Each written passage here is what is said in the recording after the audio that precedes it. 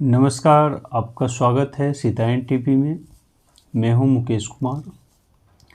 आज हम लोग बात करेंगे भारत के भारत रत्न, हमारे देश के भारत रत्न बाबा साहब भीमराव अंबेडकर। आप सभी नाम सुने होंगे, जानते होंगे। भीमराव अंबेडकर हमारे बाबा साहब हैं। उन्होंने संविधान, आमतौर पर गांव समाज में यही धारणा है कि बाबा साहब ने संविधान लिखा, और ऐसा आपको बच्चे, बूढ़े, औरत, मर्द, अनपढ़, पढ़े लिखे, हालांकि अनपढ़ लोगों की संख्या दलित समाज में अधिक है, तो आपको ये ऑलमोस्ट ये जो वातावरण बनाया गया आज़ादी के बाद, तो उसमें बाबा साहब का जीवन क्या है, उन्होंने आजीवन किन किन मुद्दों पर अपना संघर्ष किया, और देश और समाज के लिए उनका जो मेन संघर्ष और लड़ाई थी, उन सब चीज़ों के बारे में आप बात करेंगे तो ये पढ़े लिखे लोग तो बता भी देंगे, चाहे किसी भी दलित या पिछड़े समाज के लोग हों या देश का कोई भी आम नागरिक हो। जो पढ़े लिखे हैं वो तो थोड़ा बहुत जानते हैं, लेकिन जो 70 से 80% अशिक्षित दलित और पिछड़े समाज है, उनको नहीं पता है बाबा साहब ने क्या किया और उनकी आजीवन संघर्ष क्या थे, उनका आजीवन लड़ाई क्या था।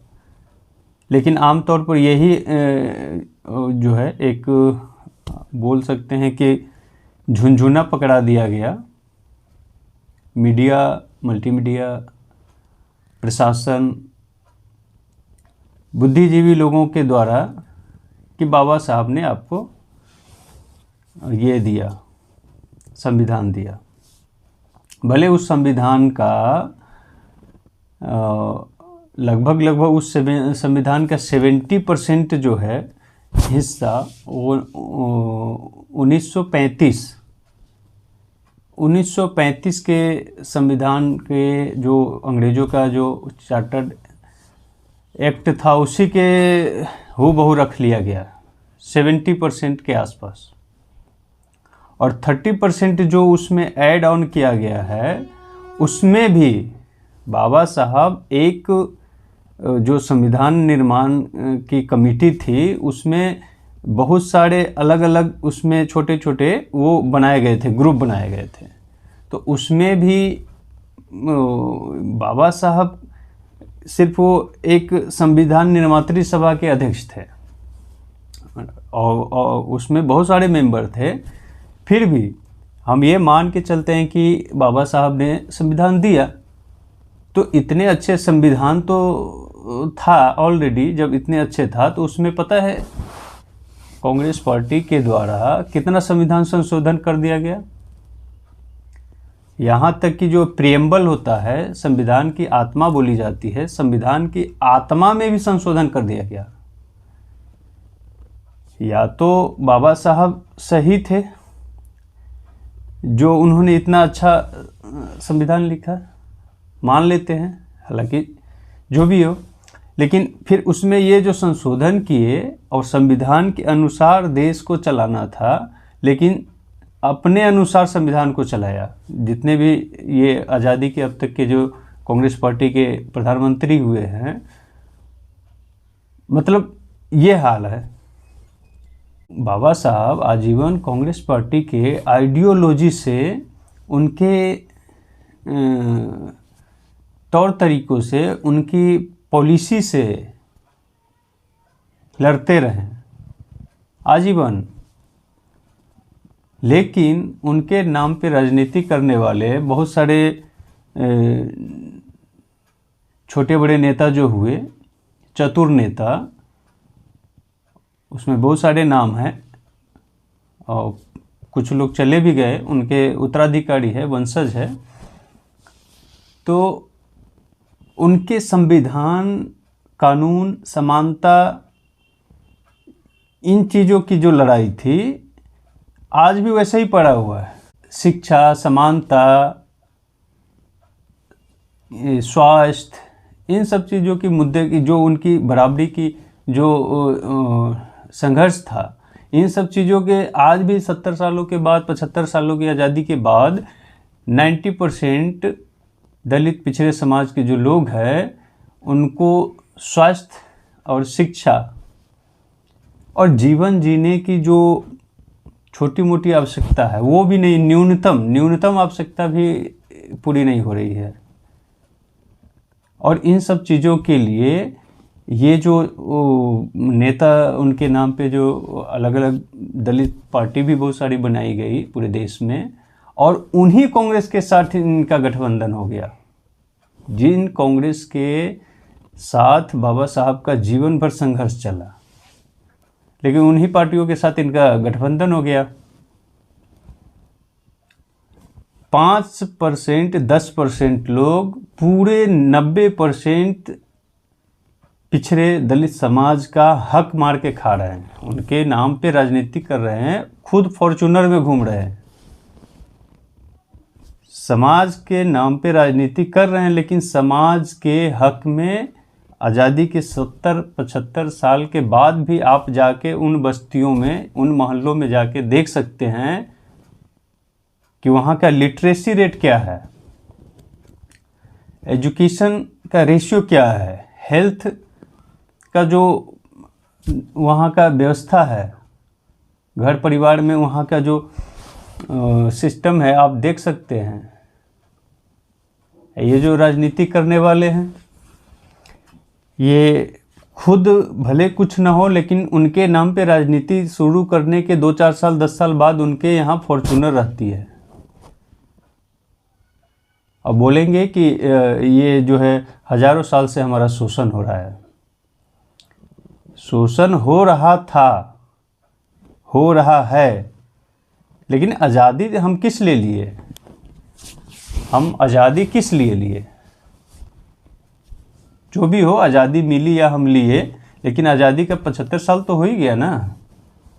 इसके लिए कौन जिम्मेवार है? दलित समाज के जो नेता है पूरे देश में, उनसे भी तो पूछा जाना चाहिए कि आखिर उन्होंने क्या किया।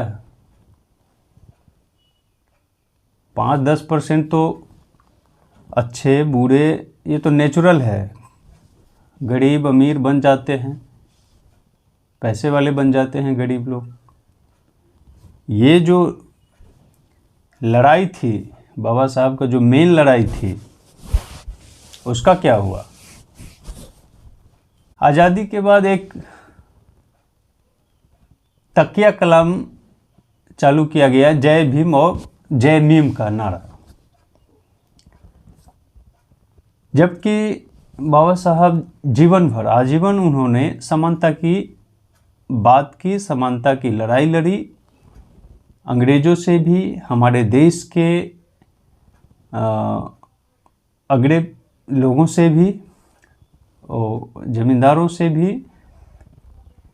उस टाइम के जो व्यवस्था थी उनके खिलाफ भी उनका आजीवन लड़ाई यही था, समानता का।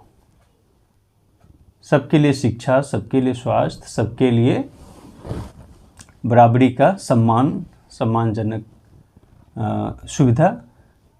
लेकिन वो आज़ादी के बाद, उनके मृत्यु के उपरांत जय भीम और जय मीम का नारा दिया गया। ये फैलाया गया मीडिया के द्वारा, बुद्धिजीवी चतुर लोगों के द्वारा। जबकि आप उनके ऊपर जो किताब लिखा गया है, बाबा साहब ने जो अपना खुद का, उनका जो जीवन संघर्ष है पूरा आप अध्ययन करेंगे तो आपको पता चलेगा कि बाबा साहब ने देश के बंटवारे का भी जिम्मेवार बताया था किसको? और उन्होंने बोल दिया था कि ये बंटवारा देश का हो जाएगा, फिर भी ये समस्या ख़त्म नहीं होगी। आप इस्लाम के बारे में उनका थॉट पढ़ सकते हैं, उनका जीवन का जो भी चक्र है, उनके उपलब्ध डॉक्यूमेंट है, नेट पर भी है और जहाँ भी है आप उससे देख सकते हैं, समझ सकते हैं। लेकिन ये राजनीतिक रोटी सेकने वाले बाबा साहब के आदर्श को, उनके सिद्धांत को बहुत पीछे छोड़ चुके हैं। उनको उनसे कोई मतलब नहीं है। सस्ती राजनीति पाने के लिए कुछ नेता, कुछ चतुर लोग जो दलित या पिछड़े समाज से ही आते हैं, पिछड़े समाज या दलित समाज से ही आते हैं, लेकिन ये चतुर लोग, कुछ लोग, जैसे उसमें बहुत सारे नाम हैं, अभी फिलहाल में अभी चंद्रशेखर रावण है।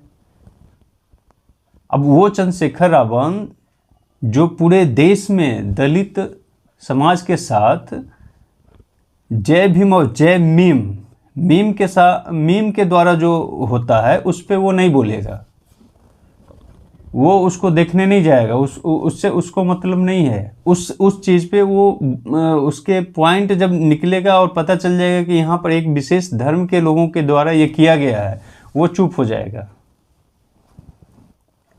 गलत गलत है, किसी के द्वारा हो जो उसका विरोध होना चाहिए, कोई भी करे।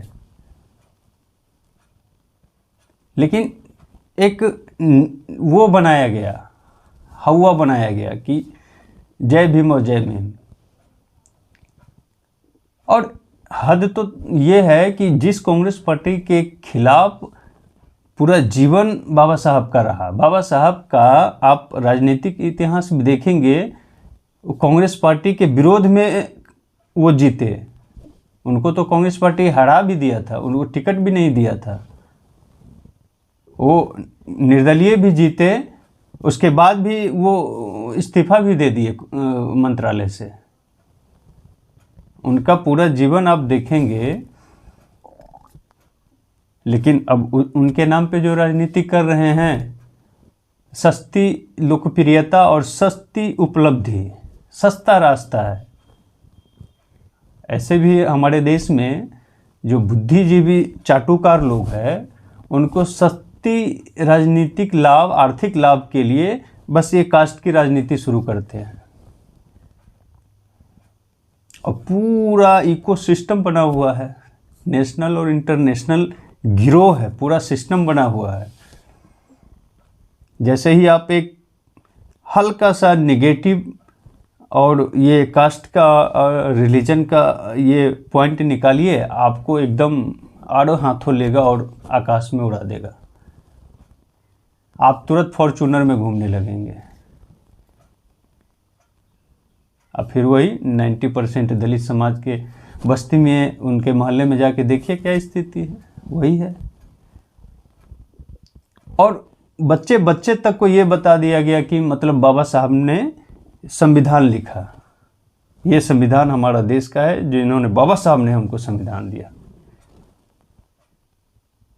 क्या करे, संविधान दिए, क्या करे उस संविधान का, जो आज भी 70% लोग अशिक्षित है दलित समाज में। 90% लोगों को स्वच्छ पानी पीने का, स्वच्छ पानी नहीं है, छोटी मोटी ज़रूरत की जो वस्तु है वो नहीं उपलब्ध है। लेकिन उनको ये पता जरूर है कि संविधान बाबा साहब ने लिखा, और इसी से खुश है।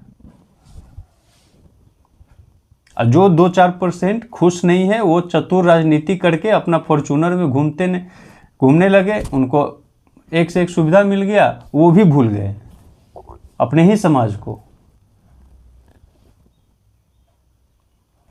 ये वक्त है सभी देशवासियों को, और ख़ास करके हमारे दलित समाज के लोगों को, ये डिजिटल दुनिया है, डिजिटल समय है, आप उन सब चीज़ों को देखें, समझें। और ये भारत रत्न पता है, ये कांग्रेस पार्टी, आपको पता होगा इंदिरा गांधी कब पैदा हुई थी? इंदिरा गांधी भी भारत रत्न है, बाबा साहब भीमराव अंबेडकर भी भारत रत्न है। लेकिन पता है किसको, इंदिरा गांधी को पहले भारत रत्न मिला? जो इंदिरा गांधी आज़ादी की लड़ाई में उसका कोई योगदान नहीं है। आज़ादी की लड़ाई में इंदिरा गांधी का कोई योगदान नहीं है। बाबा साहब अंबेडकर, महात्मा गांधी हो, पंडित नेहरू हो, बहुत सारे लोग हैं जिसको ठीक है मानते हो, उन लोगों ने आज़ादी की लड़ाई लड़ी। इंदिरा गांधी का कोई योगदान नहीं है आज़ादी की लड़ाई में। फिर भी ठीक है, उसके बाद भारत रत्न दिया गया, उसके लिए दिक्कत नहीं है। लेकिन पहला भारत रत्न का अधिकार किसका है? कौन है पहला भारत रत्न का अधिकारी? आपको पता होगा, नहीं पता है जान लीजिए। 1990 में, 90 के आसपास में बाबा साहब को भारत रत्न दिया गया, जबकि इंदिरा गांधी को 1971 में ही दे दिया गया, 70 के आसपास में। और वही कांग्रेस पार्टी को ये जो चाटुकार, जय भीम जय मीम का नारा लगाने वाले चाटुकार दलित नेता बने घूम रहे हैं, काशीराम, मायावती, रामविलास, ये अभी हाल फिलहाल में चंद्रशेखर, बहुत सारे ये देश में फैले, मल्लिकार्जुन खड़गे जो कांग्रेस पार्टी के अभी वर्तमान अध्यक्ष है, उन सब से पूछिए। आपको पूछना चाहिए, हम सभी को पूछना चाहिए, पढ़े लिखे लोगों को, कि भारत रत्न मिला इंदिरा गांधी को सबसे पहले मिल गया, अंबेडकर जी को मिलना चाहिए था ना। Ambedkar ji 1891 date of birth है उनका, 100 साल बाद उनको आज़ादी तो 1947 में हो गई थी। भारत रत्न मिलना चाहिए था उनको, कांग्रेस पार्टी ने नहीं दिया। इंदिरा गांधी को पहले मिल गया, 1971 में इंदिरा गांधी को मिल गया। ये हाल है। अब बोलेंगे कि ये जो दलित पार्टी है कांग्रेस पार्टी के साथ तालमेल और गठबंधन बना के अपना राजनीति कर रहे हैं। बाबा साहब के आइडियोलॉजी से, उनके सिद्धांत से, उनका जीवन संघर्ष से इन लोगों को कोई लेना देना नहीं है। सिर्फ बाबा साहब का फोटो लगा के उनका पूजा करना है और लोगों को दिग्भ्रमित करना है कि हम ही है दलित का नेता। चलिए, आज इस टॉपिक पर और भी बहुत सारा चीज़ किया जा सकता है, फिर कभी इस पर और बात करेंगे। नमस्कार, देखते रहिए आप सीतायन टीवी, सब्सक्राइब जरूर कीजिए।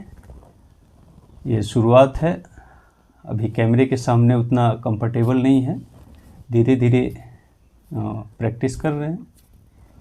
नमस्कार।